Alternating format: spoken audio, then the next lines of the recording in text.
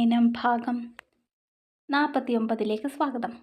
Doctor അയാളുടെ ഡെസ്കിന് മുകളിൽ വെച്ച ഫയലുകൾ ഓരോന്ന് കയ്യിലെടുത്ത് തുറന്ന് നിധയുടെ മുൻപിലേക്ക് വെച്ചുകൊടുത്തു. ഇത് നീരജയുടെ ബയോപ്സി റിപ്പോർട്ടാണ്. ഓരോ റിസൾട്ട് നോക്കുമ്പോഴും ഒരു ഡോക്ടറായിട്ട് പോലും നിധയുടെ കൈകൾ വിറച്ചു. പാൻക്രിയാറ്റിക് ക്യാൻസറാണ് നീരജയ്ക്ക് സ്ഥിരീകരിച്ചിട്ടുള്ളത്. അറിഞ്ഞു വരുമ്പോൾ തന്നെ രോഗാവസ്ഥ 3-ാം സ്റ്റേജ് കടന്നിരുന്നു. ട്യൂമർ റിമൂവ് ചെയ്തിട്ടുണ്ട്, അറിയാലോ. ആയുസ് നീട്ടിക്കിട്ടുക എന്നുള്ളതൊക്കെ വെറുമൊരു ഹോപ്പാണ്. പിന്നെ ഞങ്ങൾക്ക് ചെയ്യാൻ കഴിയുന്നതിനപ്പുറം ചെയ്തു കൊടുക്കുന്നുണ്ട്. ഡോക്ടർ വളരെ ജെന്യൂനായി നിധയോട് സംസാരിച്ചു. അല്ലാതെ ഹോപ്പ് ഫോർ ദ ബെസ്റ്റ്, നമുക്ക് ശ്രമിക്കാം എന്നൊക്കെ പറഞ്ഞ് അവരെ ആശ്വസിപ്പിക്കാൻ നിധ വെറുമൊരു സാധാരണക്കാരിയല്ലല്ലോ. രോഗത്തിൻ്റെ വ്യാപ്തിയും അപകട നിലയും അറിയുന്ന ഡോക്ടറല്ലേ. അർജുൻ നിസ്സംഗതയോടെ നിധക്കരികിലിരുന്നു. അവൻ്റെ മിഴികൾ അനങ്ങുന്നില്ല. മനസ്സിൽ ഓരോ ചിന്തകൾ വന്ന് കുമിഞ്ഞുകൂടി. ഉള്ളിൽ വർഷങ്ങളായി സൂക്ഷിച്ചു വെച്ച ദേഷ്യത്തിൻ്റെ കോട്ടകൾ തകർന്നു വീണു. അവരെ വെറുക്കാൻ ശ്രമിച്ച ഓരോ നിമിഷവും ഇപ്പോൾ വലിയൊരു ഭാരമായി അവൻ്റെ നെഞ്ചിൽ തങ്ങി നിൽക്കുന്നുണ്ട്. ഇനി എങ്ങനെ പ്രവർത്തിക്കണമെന്നൊരു നിശ്ചയവുമില്ല.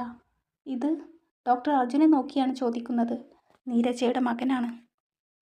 അർജുൻ ശിവമാധവ്, അറോഷ് കമ്പനിയുടെ CEO ആണ്. നിധ ഡോക്ടർക്ക് അവനെ പരിചയപ്പെടുത്തി. ഡോക്ടർ അർജുനെ നോക്കി തലകുലുക്കി പുഞ്ചിരിച്ചുകൊണ്ട് കൈകൊടുത്തു. സർജറി കഴിഞ്ഞു പിന്നെയും ഒരു ദിവസം കഴിഞ്ഞാണ് നീരജയെ ICU സൗകര്യങ്ങൾ സജ്ജീകരിച്ച റൂമിലേക്ക് ഷിഫ്റ്റ് ചെയ്തത്. അതിനുശേഷമേ ബന്ധുക്കൾക്ക് രോഗിയെ കാണാൻ കഴിയൂ എന്ന് കർശനമായി ഡോക്ടർ പറഞ്ഞതുകൊണ്ട് അവരെല്ലാവരും, അരുൺകുമാർ അടക്കം, ആ സമയം വരെ ഓപ്പറേഷൻ തിയേറ്ററിന് മുമ്പിൽ കാത്തുനിന്നു. നിധയ്ക്ക് നീരജയുടെ അവസ്ഥയോർത്ത് വല്ലാത്ത ഹൃദയവേദന തോന്നി. അന്ന് സുഹൃത്തുക്കളോടൊപ്പം ദൂരെ എങ്ങാണ്ടോ ഒരു ട്രിപ്പ് പോയതായിരുന്നു അവൾ. അതായിരുന്നു നീരജയെക്കുറിച്ചുള്ള അവസാനത്തെ വാർത്ത. പിന്നെ അവരെക്കുറിച്ച് ഒരറിവും അവർക്കുണ്ടായിരുന്നില്ല. നിധ പലപ്പോഴും നീരജയുടെ വിശേഷങ്ങൾ അറിയാൻ ശ്രമിച്ചിരുന്നെങ്കിലും അവൾ പാടെ അവരെ അവഗണിച്ചുകൊണ്ടിരുന്നു. ഒരു പക്ഷേ ഈ രോഗം ഞങ്ങളൊക്കെ അറിയുമെന്ന ഭയം കൊണ്ടാകുമോ അവൾ അകന്നിരുന്നത്? നിധയുടെ ഉള്ളിൽ 1000 ചോദ്യങ്ങൾ ഉയർന്നു. പ്രതീക്ഷയോടെ അവർ നീരജയെ കിടത്തിയ റൂമിലേക്ക് പോകുന്നേരം നിധ അർജുനെ ഒന്ന് തിരിഞ്ഞു നോക്കി. മമ്മയുടെ അവസ്ഥ കണ്ടു അവനിൽ ദുഃഖത്തിൻ്റെ ഒരു കണികയുമില്ലെന്ന് നിധ തിരിച്ചറിയുകയായിരുന്നു. സ്നേഹം കൊടുത്ത മനസ്സിനോടെ സഹിഷ്ണുത ഉണ്ടാകൂ. അവർക്ക് നൊന്താൽ നമുക്കും നോവും. അർജുൻ്റെ കൂടെ അവരാ പോകുന്നത് നോക്കി കണ്ടു കുറച്ചകിലെ അവരും ഉണ്ടായിരുന്നു. ആ നഴ്സ് അയയിലിട്ട തുണികൾ വാരിയെടുത്തു നയന മുറിയിലേക്ക് ചെന്നപ്പോൾ അവളുടെ ഫോൺ റിങ് ചെയ്യുന്നുണ്ടായിരുന്നു. അർജുനാകുമെന്ന് ഉറപ്പിച്ചതാ. രാവിലെ വിളിച്ചപ്പോൾ മമ്മക്ക് സുഖമില്ല എന്നറിഞ്ഞിട്ട് ഹോസ്പിറ്റലിൽ അവരെ കാണാൻ വന്നതാണെന്ന് പറഞ്ഞിരുന്നു. കണ്ടിട്ട് വിശേഷങ്ങൾ പറയാൻ വിളിക്കുന്നതാകും.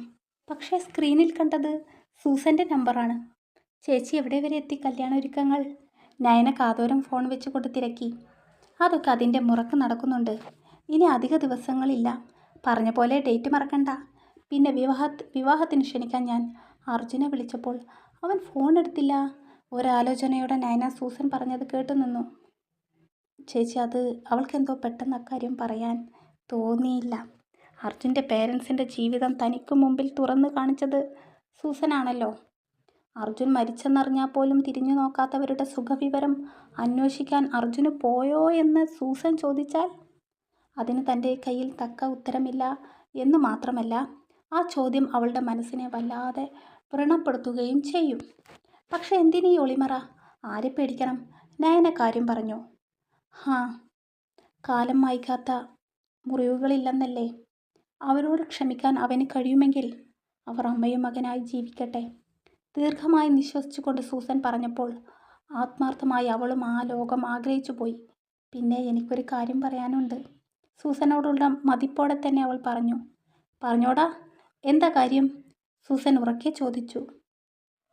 കോളേജിൽ എൻ്റെ സ്പോൺസർ അർജുനേട്ടനായിരുന്നു. നയനയുടെ വാക്കുകൾ കേട്ട് സൂസൻ ഒരു നിമിഷം സ്തംഭിച്ചു പോയി. എന്താ? ഉള്ളിൽ നിറഞ്ഞു പൊന്തിയ അമ്പരപ്പോടെ അവൾ ചോദിച്ചു. നീ എന്തൊക്കെയായി പറയുന്നത് നയന? അർജുനാണ് നിൻ്റെ സ്പോൺസറെന്ന് നീ എങ്ങനെ കണ്ടെത്തി? അവന് നിന്നോട് ആ കാര്യം പറഞ്ഞോ? അല്ല ചേച്ചി. നയനയുടെ ശബ്ദത്തിൽ വിറയലുണ്ടായിരുന്നു. ആ ഫീസടച്ച റെസിപ്റ്റിൽ അർജുനേട്ടൻ്റെ ഡിജിറ്റൽ സിഗ്നേച്ചർ ഉണ്ടായിരുന്നു. അതിലെ സ്ഥാപനത്തിൻ്റെ പേര് തിരഞ്ഞപ്പോഴാണ് മനസ്സിലായത് അത് അദ്ദേഹത്തിൻ്റെ തന്നെ കമ്പനിയാണെന്ന്. സൂസന് വിശ്വസിക്കാനായില്ല. താൻ ഇത്രയും കാലം കൂടെ ഉണ്ടായിട്ടും അർജുൻ ഇങ്ങനെ ഒരു കാര്യം ചെയ്തത് താൻ അറിഞ്ഞതേയില്ല. അവൾ തനിച്ചു മന്ത്രിച്ചു. അവന് പോലും അറിയാതെ അദൃശ്യമായൊരു ശക്തിയുടെ പിൻബലത്തിലാണ് നിനക്ക് താങ്ങായി, നിഴലായി അവൻ കൂടെയുണ്ടായിരുന്നത്. അവൻ്റെ ഉള്ളിനുള്ളിലെ നന്മയാണ് അവന് നിന്നെ നേടിക്കൊടുത്തത്. വല്ലാത്തൊരു നിയോഗം പോലെയാണ് അവന് ഈ നയനയെ കിട്ടിയതും. നിന്നെ ചേർത്ത് പിടിക്കാനും നിന്റെ സ്വപ്നങ്ങൾക്ക് ചിറക് നൽകാനും അർജുൻ നിയോഗിക്കപ്പെട്ടവനാണ്. ഒരുപക്ഷെ ലോകമറിയാത്ത ഈ കരുതലായിരിക്കാം നിങ്ങളെ ഇത്രമേൽ അടുപ്പിച്ചത്. നീ ഭാഗ്യവതിയാണ് നയന. നിനക്ക് വേണ്ടി ജീവിക്കുന്ന ഒരാളെയല്ല, നിന്റെ ജീവിതം തന്നെ പ്രകാശപൂർണമാക്കാൻ ആഗ്രഹിക്കുന്ന ഒരാളെയാണ് നിനക്ക് ലഭിച്ചിരിക്കുന്നത്. സൂസൻ പറയുന്നത് കേട്ട് നയനയുടെ അധരങ്ങൾ പിടഞ്ഞു.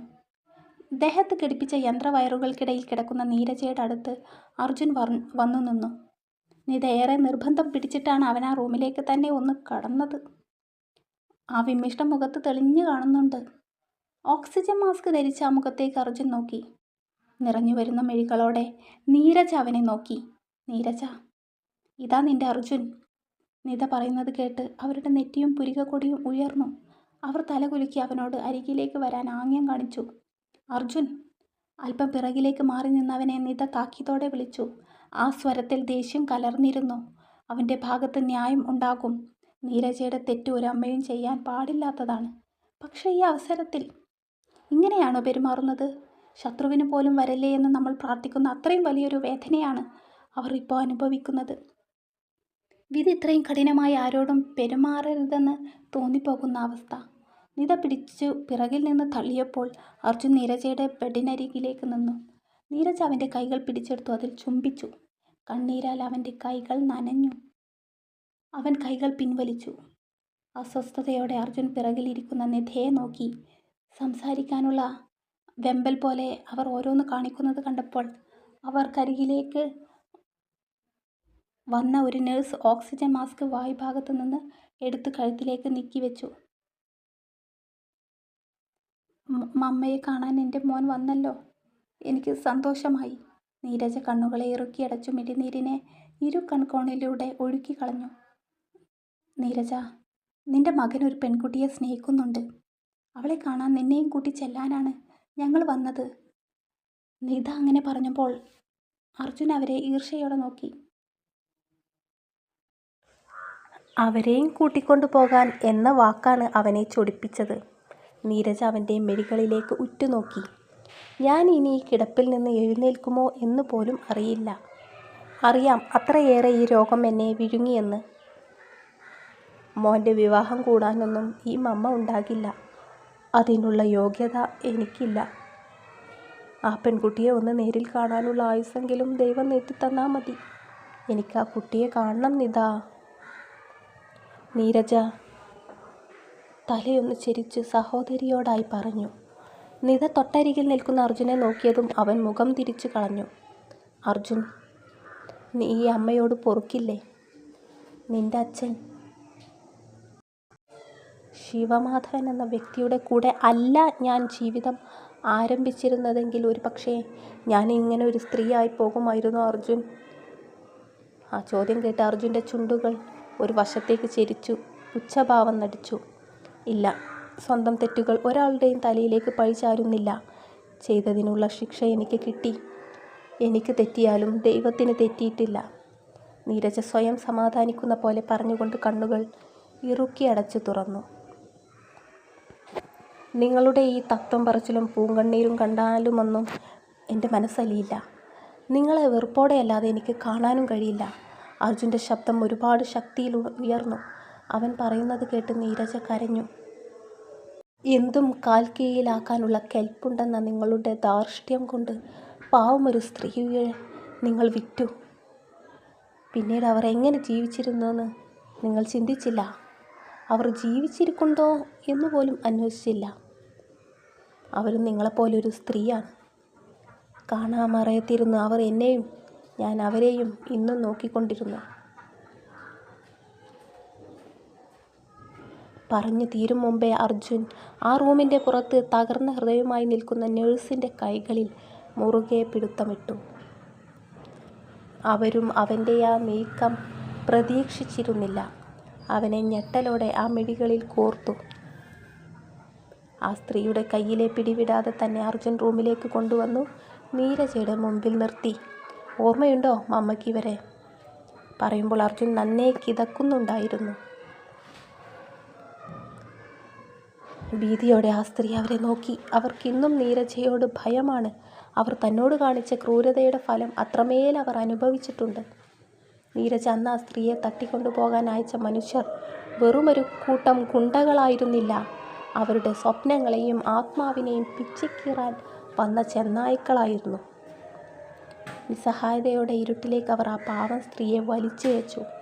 ഭ്രാന്തമായ ക്രൂരതയോടെ അവർ അവളുടെ ശരീരം തച്ചുടച്ചു. അതും എത്ര പേർ, എത്ര സമയം എന്നുപോലും നിശ്ചയമില്ലാതെ. ഒരിറ്റ് ദാഹജലത്തിനായി കേണുകിടന്ന ദിവസങ്ങൾ. ഒടുവിൽ ആ ദുഷ്ടന്മാർ അവരെ പെൺവാണിഭ സംഘത്തിൻ്റെ കൈകളിലേക്ക് കൈമാറി. ആരുടെയൊക്കെയോ കരുണ കൊണ്ട് സ്ത്രീമാംസം വില കൊടുത്തു വാങ്ങുന്ന ഇരുട്ടറയിൽ നിന്ന് അവർ രക്ഷപ്പെട്ടു. ജീവൻ കയ്യിലെടുത്തോടിയ അവർ ഒടുക്കം ഒരു മഠത്തിലാണ് അഭയം തേടിയത്. ആ മഠത്തിലെ സിസ്റ്റർമാർ കൃത്യമായ ചികിത്സ നൽകിയും കൗൺസിലിംഗ് നൽകിയും അവരെ ചേർത്ത് പിടിച്ചു. അവിടെ താമസിച്ച് അവർ മഠത്തിലെ ജോലികൾ ചെയ്തു. അവളുടെ കഷ്ടപ്പാട് കണ്ടറിഞ്ഞ മദർ സുപ്പീരിയർ സഭയുടെ സഹായത്തോടെ അവരെ പഠിപ്പിച്ചൊരു നഴ്സാക്കി. കാലം പല പല ആശുപത്രികളിൽ അവർ ജോലി ചെയ്തു പോന്നെങ്കിലും അവസാനം ബാംഗ്ലൂരിലെ ഈ വലിയ ഹോസ്പിറ്റലിൽ നഴ്സായി ജോലി തുടരുകയായിരുന്നു. അവർക്ക് മുമ്പിൽ നിൽക്കുന്ന സ്ത്രീ പറഞ്ഞ കാര്യങ്ങൾ കേട്ട് നിതയുടെ ദേഹം മരവിച്ചു പോയിരുന്നു. നീരജയുടെ മുഖത്തേക്ക് അവർ ഞെട്ടലോടെ നോക്കി. കേട്ട കാര്യങ്ങൾ സത്യമാണോ എന്ന് വിശ്വസിക്കാൻ കഴിയാതെ നിത ധരിച്ചു നിന്നു.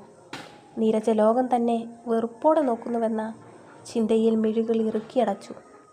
റൂമിൽ ആ പാവ സ്ത്രീയുടെ കരച്ചിൽ ചീലുകൾ മാത്രം കേൾക്കാം. അർജുൻ്റെ മുഖം രോഷം കൊണ്ട് ചുവന്നു. അവൻ്റെ ഉള്ളിൽ എന്നും ഒരു നീറ്റലായിരുന്ന ഒരു സ്ത്രീ ഇന്ന് തനിക്ക് മുമ്പിൽ വന്നു നിന്ന് കരയുന്നു. അതും അവരെ ഈ അവസ്ഥയിൽ കൊണ്ടെത്തിച്ച സ്ത്രീയുടെ സാമീപ്യത്തിൽ. എൻ്റെ മമ്മയുടെ പാപക്കൊയ്ത്തിലെ ചെറിയൊരു ഏടാണിത്. നിങ്ങൾ ചവിട്ടിമെതിച്ച അനേക സ്ത്രീകളിൽ ഒരുവൾ. നിങ്ങൾ തട്ടിയെടുത്ത പുരുഷന്മാർക്കും കുടുംബം ഉണ്ടായിരുന്നു. തൻ്റെ പാതി മറ്റൊരു സ്ത്രീയുമായുള്ള ബന്ധമറിഞ്ഞു നെഞ്ച് തകർന്നു കരഞ്ഞ ഭാര്യമാരുണ്ടായിരുന്നു. ഓരോ രാവുകളും അച്ഛനെ കാണാതെ കരഞ്ഞു തീർത്ത മക്കളുണ്ടായിരുന്നു. അർജുൻ്റെ ശബ്ദമാകെ ആ റൂമിൽ അലയടിച്ചു. അവൻ്റെ ഭ്രാന്തമായ മുഖഭാവവും ദേഷ്യവും കണ്ട് അങ്ങോട്ട് കയറി വന്ന മോഹനും അരുൺകുമാറും സ്തംഭിച്ചങ്ങനെ നിന്നു. എടാ, ചെയ്ത തെറ്റിന് അവൾ പക്ഷാതാപിക്കുന്നുണ്ട്. ഇനി നിന്റെ വക ഒരു ക്രൂശിക്കൽ വേണ്ട. ക്യാൻറ്റീനിൽ ഇരുന്ന് ചൂട് ചായ ഊതി കുടിക്കുന്നവനോടായി നിത പറഞ്ഞു. എത്ര പശ്ചാത്താപിച്ചാലും അവരുടെ പാപക്കറമായില്ല. അർജുൻ വലിയ ശബ്ദത്തിൽ ഗ്ലാസ് താഴേക്ക് വെച്ചു. ആയിക്കോട്ടെ, എൻ്റെ ചോദ്യം അതല്ല. നിൻ്റെ മമ്മയ്ക്ക് വേണ്ടി വളരെ കുറച്ചു നാളുകൾ മാത്രം ആയുസ്സുള്ള ആ സ്ത്രീക്ക് വേണ്ടി നിനക്കിപ്പോൾ എന്ത് ചെയ്യാൻ കഴിയും? നിതയുടെ കണ്ണുകൾ നിറഞ്ഞു, കവിളും മൂക്കും ചുവന്നു. നയനയെ കൊണ്ടുവരാം, അവരെ കാണിക്കാം. എൻ്റെ നിതാമ പറഞ്ഞതുകൊണ്ട് മാത്രം അവൻ ആലോചന ഒന്നുമില്ലാതെ പറഞ്ഞു. നിത പുഞ്ചിരിയോടെ തലകുലുക്കി മിഴികൾ തുടച്ചു. നീ ഇത് ആരെയാ വിളിക്കുന്നത്? അവൻ കയ്യിലെടുത്ത ഫോണിൽ ആരെയോ വിളിക്കുന്നത് കണ്ട് നിത ചോദിച്ചു. അവൻ അതിനൊന്നു കണ്ണിറുക്കി. ഹലോ. അപ്പുറത്തു നിന്നുള്ള ഘനഗാംഭീര്യ ശബ്ദം കേട്ടപ്പോഴേ നിതക്ക് ആളെ പിടികിട്ടി. നിങ്ങളുടെ എക്സ് വൈഫ് മരണത്തോട് മല്ലിട്ട് ഇവിടെ മെട്രോ ഹോസ്പിറ്റലിൽ കിടപ്പുണ്ട്. അല്പം നന്മ ഉള്ളിൽ ബാക്കിയുണ്ടെങ്കിൽ ചാവുന്നതിന് മുമ്പ് വന്ന് കണ്ടേക്ക്. പറഞ്ഞു തീർന്നതും അർജുൻ കോള് കട്ട് ചെയ്തിരുന്നു. തുടരും. കോൾഡ് പിടിച്ചിട്ടുണ്ട് മക്കളെ. സൗണ്ട് ഇത്തിരി കുറഞ്ഞിട്ടുണ്ടാവും. കൂട്ടുകാർ ക്ഷമിക്കണം. അടുത്ത ഭാഗമായിട്ട് ഉടനെ വരാം കേട്ടോ. താങ്ക് യു പിള്ളേരെ.